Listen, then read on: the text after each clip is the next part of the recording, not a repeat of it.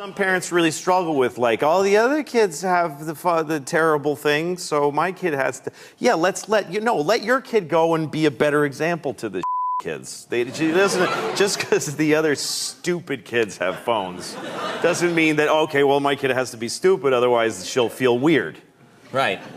You know, I think these things are toxic. I don't, especially for kids. It's just this thing. It's bad, and right. they don't look at people when they talk to them, and they don't build the empathy. You know, kids are mean, and it's because they're trying it out. They look at a kid and they go, "You're fat," and then they see the kid's face scrunch up, and they go, "Ooh, that doesn't feel good to make a person do that." Right. But they got to start with doing the mean thing. But when they write "you're fat," then they just go, that was fun. I like that." So. That tasted good. Yeah, exactly. The thing is, you need to build an ability to just be yourself and not be doing something. That's what the phones are taking away. Yes. Is the ability to just sit there, like this. That's being a person, right? Yes. No one can, you gotta check. Because, underneath everything in your life, there's that thing, that empty, forever empty. You know what I'm talking about? Yes. Yes. Yes, Yes, I know what you're talking about. That knowledge that it's all for nothing and you're alone. You know, it's down there.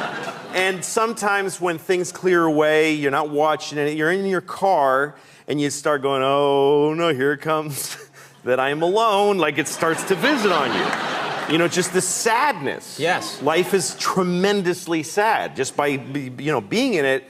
And so you're driving, and then you go, that's why we text and drive. I look around, pretty much 100% of people driving are texting. Yes. And they're killing, everybody's murdering each other with their cars. Yes. But people are willing to risk taking a life and ruining their own because they don't want to be alone for a second, because it's so hard. I was in my car one time, and a Bruce Springsteen song comes on.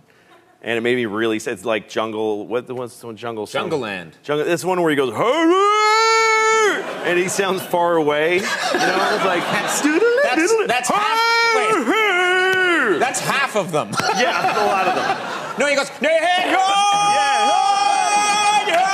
exactly. And it's really far away sounding. Yeah. Can you do it with the reverb? Can you do it? Hey! No, they're not doing it. They're not. Try it. So. Like that? Yeah. Yeah. Except for it was Springsteen. If it was you doing that, I would have been like, what the hell is that in my radio? Springsteen. I did it just the same as Bruce. And I heard it, and it gave me kind of like a fall back to school depression feeling. It made me really sad. Yeah. And I go, okay, I'm getting sad. I got to get the phone and write hi to like 50 people. And then, somebody cool writes back, and then somebody not as cool writes after, and I'm like, oh, you, I'm not gonna. I got somebody better. But, hey, how come you didn't answer my text? Speaking of which, because he wrote first. That's right.